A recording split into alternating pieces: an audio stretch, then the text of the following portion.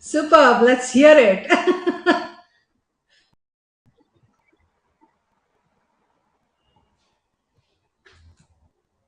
Wow, great. Uh, Thanks, Srijata, for making it today to our platform. Thanks so much.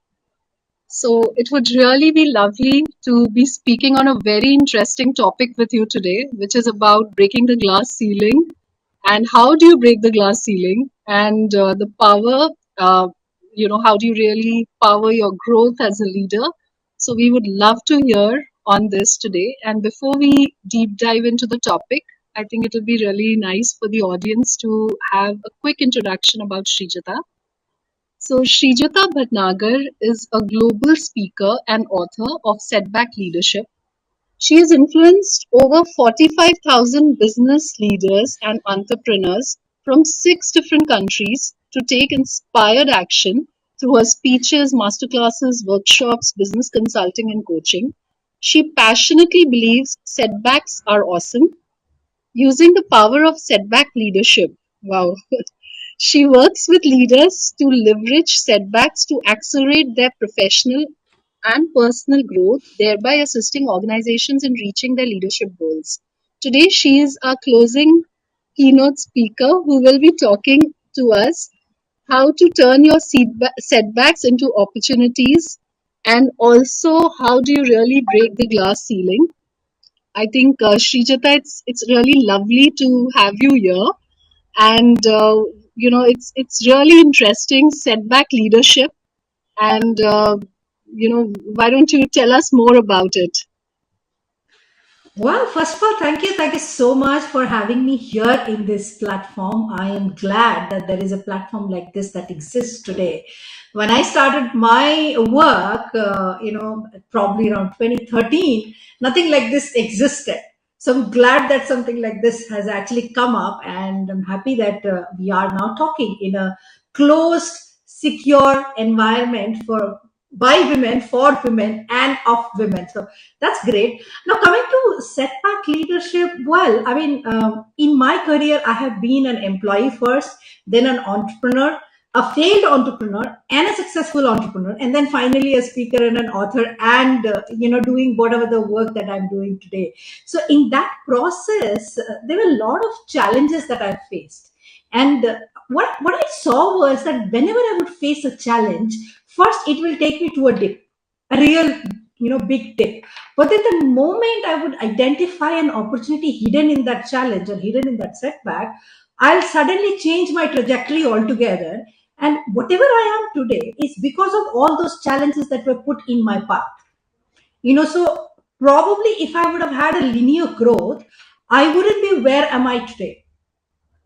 I would probably be, settled in a company, in a plushy, cushy job and doing the regular day-to-day job, and not have such, I would say, diverse career. That's one thing. So that's where it all started. When I started seeing that yes, there are opportunities hidden in challenges, and that's where leadership opportunities can really increase your growth trajectory.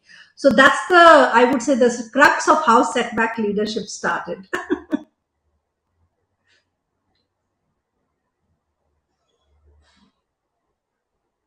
For some reason, I can't hear you, Rajpreet. For some reason, I can't hear you. Rajpreet, I you're No. speaking on mute.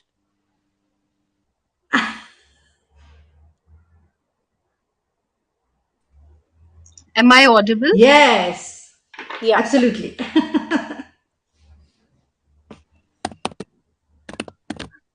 Yes, you are audible, my dear.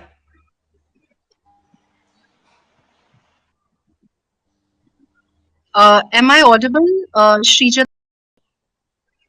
Yes, yes, you are. Sorry for the glitch. I think you can No hear me problem. now. So, yeah.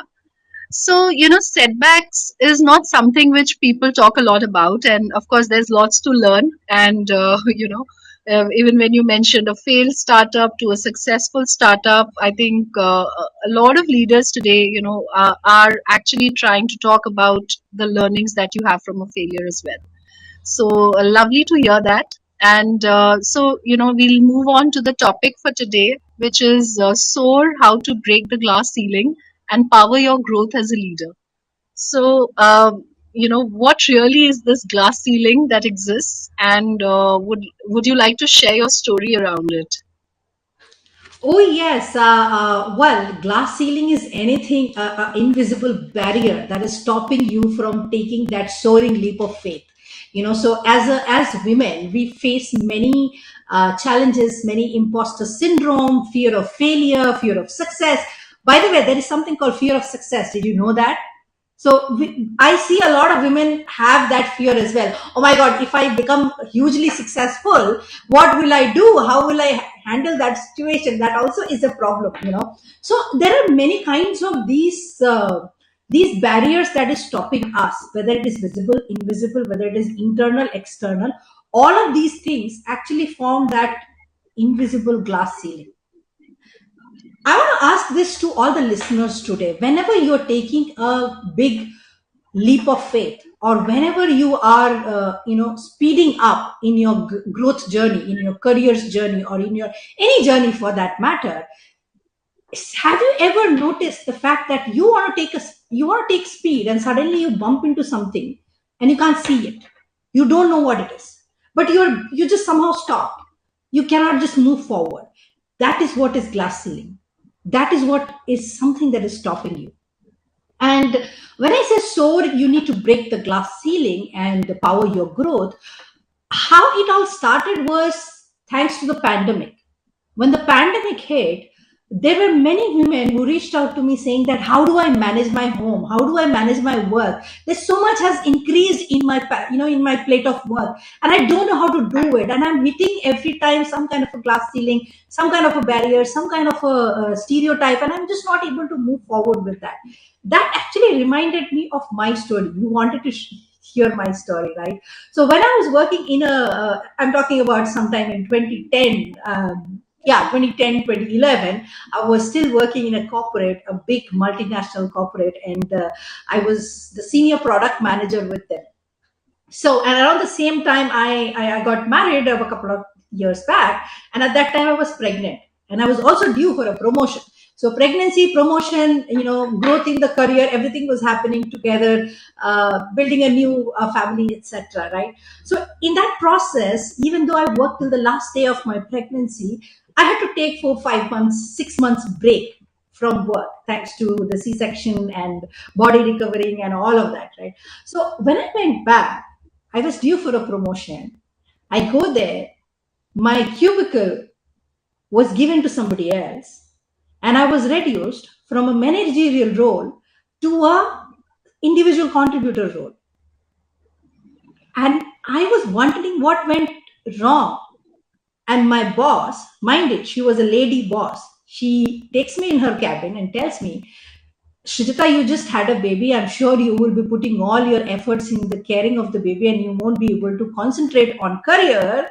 Therefore, we have taken the decision on your behalf to reduce you to an individual contributor so that you can put in more time in caring for the baby. And I was like, are you serious? Is that what you're telling me? And I mean, I completely went berserk. I didn't know what to do.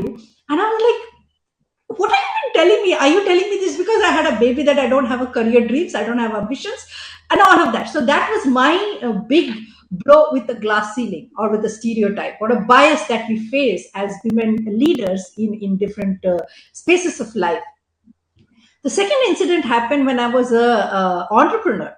I went and I was recently we are talking about Shark Tank pitching and this and that. So pitching has become a big, glamorous thing in today's world. But pitching existed long time back. I mean, from the beginning of entrepreneurship, pitching was there and is going to be there. So I was pitching in a closed door pitching like that. There were 5 men sitting in the in an oval table, and I went inside the room. I had a partner in the business who was a sleeping partner, and he was a man. So I go inside for the pitching. He was not accompanying me that day in the pitching. The first question these investors asked me was, "Where's your partner?" I said, well, he is a sleeping partner and he has nothing to do with the business. So we decided that he doesn't need to be here. I'm here. You can ask me whatever question you have, and here's my pitch. They said, and they categorically said that no, you should have a male partner with you in the business, or else we don't feel comfortable listening to your story, or we don't feel trusted. I was like, all right. So obviously, I did not get that funding, but this was my second, blow with a stereotype or a glass ceiling that I would call it. So that's my story. And how did this start? As I said, this after the story, when in 2020 many women reached out and screamed out saying that, hey, we are finding it so difficult, I'm not able to manage my homework, the expectations of everywhere, my work has increased by far. That's when I decided to do something about it, and I started a podcast show called Setback Leadership, Breaking the Glass Ceiling, and spoke to many leaders from various spaces, and started understanding how was their journey as a leader and how did they break their glass ceilings. So that was the premise of this particular topic, and it actually helped a lot of women understand their current situation and then take note from there and learn from there, and then take inspired action from there. And that translated into my second book called Soar, Breaking the Glass Ceiling, Power Your Growth. So that is what the story or the backstory about this particular topic. Wow. I think, Srijata, these are very sensitive issues. And I think it needs a lot of courage to really bring them to the forefront in the right and the appropriate manner. And as you were sharing your journey, I could also, connect a lot with the journey that I have seen. When during my maternity phase, the role that I got when I came back, and the experiences that you had, I could relate to a lot of them. And there's also a lot of research that shows that women, they are equally as ambitious after becoming mothers. And it's not that the focus really changes. They are as ambitious, and there's data now to prove it. So, completely understand your perspective, and great podcast. I would love to listen to some of them. And, it's really nice that you're able to encourage women to take those inspired actions. So lovely to hear that, Srijata. So, what are some of the enablers today for women to break the ceiling and to make it to the top? See, first of all, it is you yourself. I'm going to be very, very honest and blunt here. We think, okay, this is happening to me, that is happening to me, somebody is doing something to me, somebody else is doing something to me. Yes, that is happening. I'm not denying that fact. But you may not control their actions, but you control your reactions to their actions.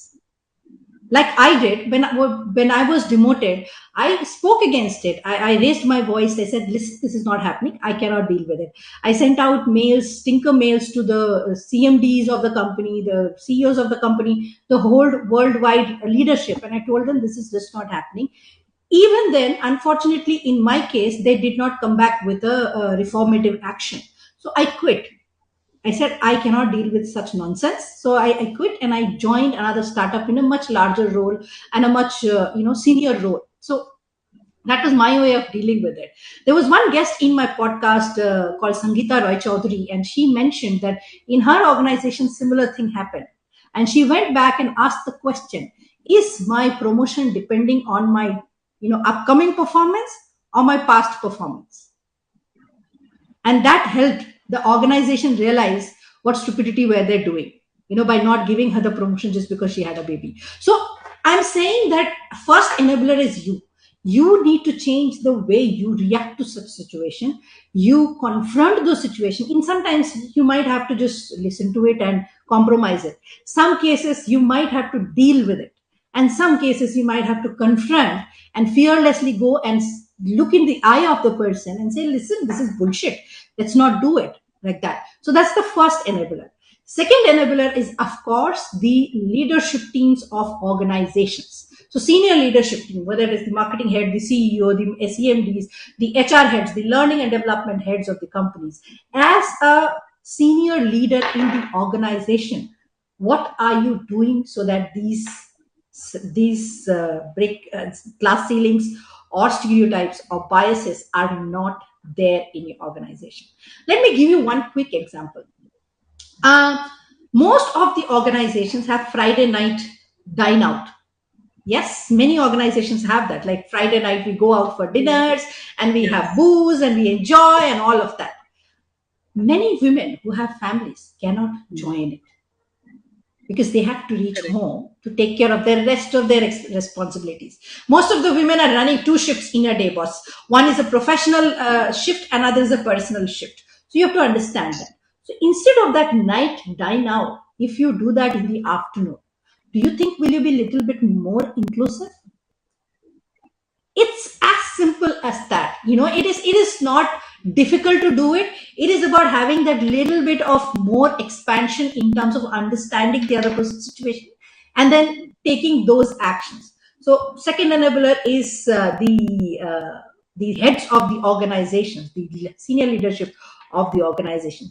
Third, and the most important plug here, is the policies that the companies are, as well as the government, is coming up with. I remember one incident, and I write about this in my book as well. I was in Bangalore at that time, hustling, bustling in the startup circle, and being part of the entrepreneurs' zeal and group and excitement and all of that. And at the same time, there was a bad incident that happened. A women employee of an organization was raped by her cab driver. Okay, and with that knee jerk, because of that incident, there was a knee jerk reaction from the government. They decided that all women who are working need to reach home, or rather leave office, by 8 p.m.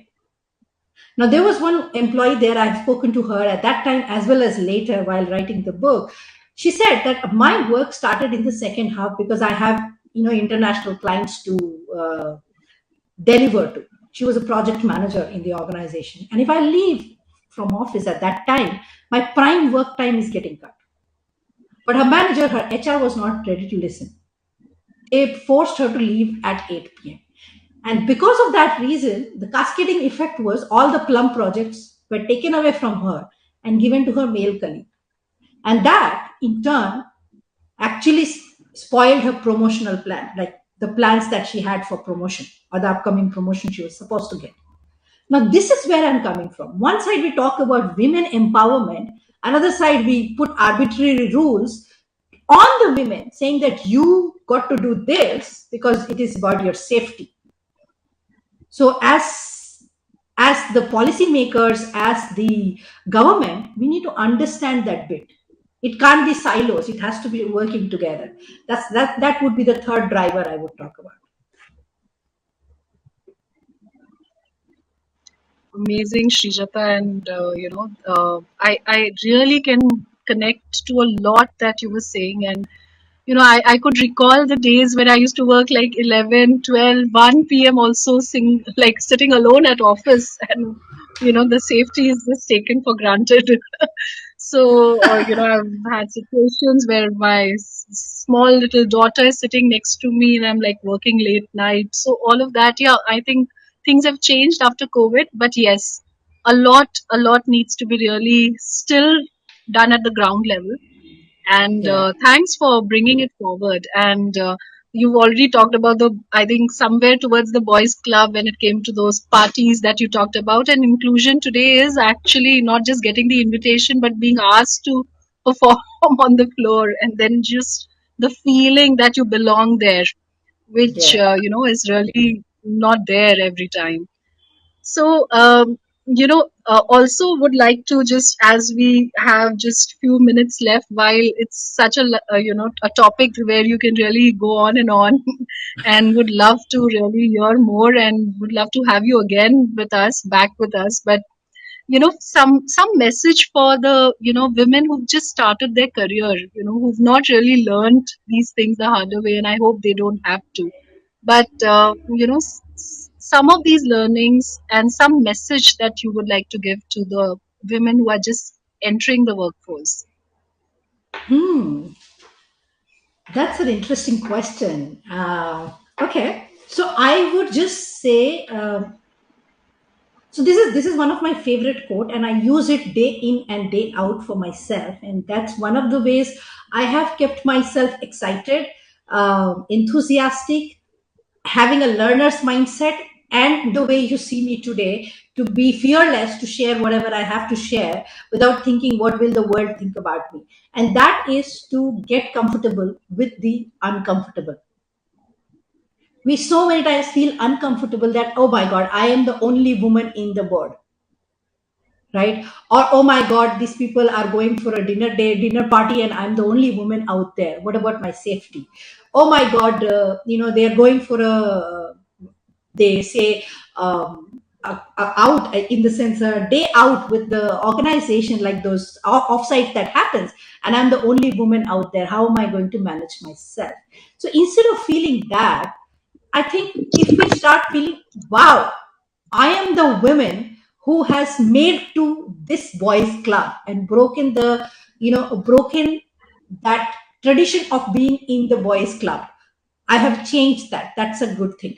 Let me quickly share one incident, and this might help the young women to understand this.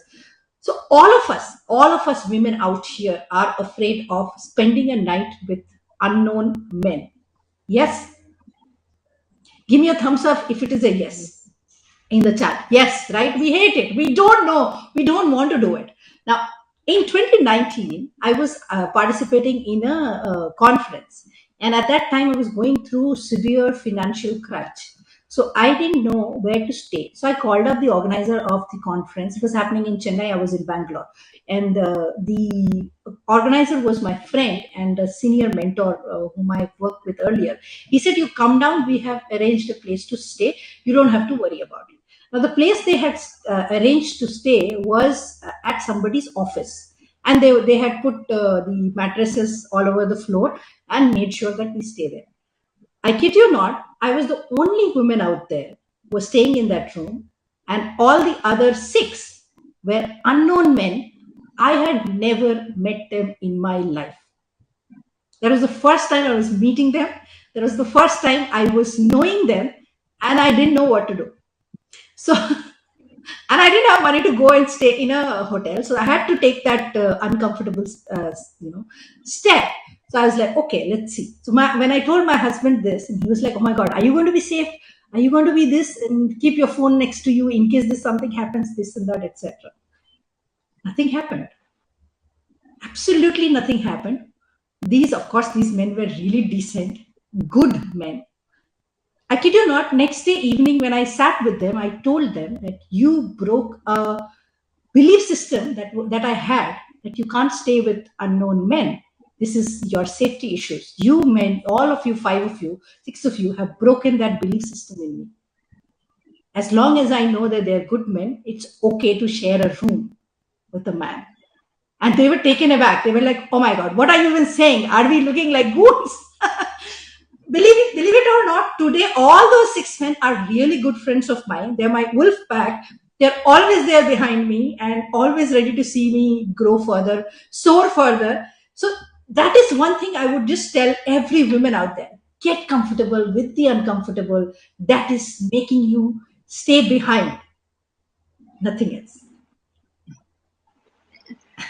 Thank you so much for those loves. So yes, lots of love and hugs to that, and it was so lovely, Srijatha, to have you today with us, and we would love to have you again with us, and have more, maybe next time a Q&A kind of a session, and and just have you once again, at a suitable time back on our platform, and lovely to connect with you and hear your thoughts. And so very nice of you, Srijatha, for sharing it in such a candid manner. Thank you so much. Thank you. Lovely to have you. Thank you. Thank you. Thank you so much, Rajpreet. I had a good time as well. Thank you. Thank you. So Thank you. inspiring. Take care.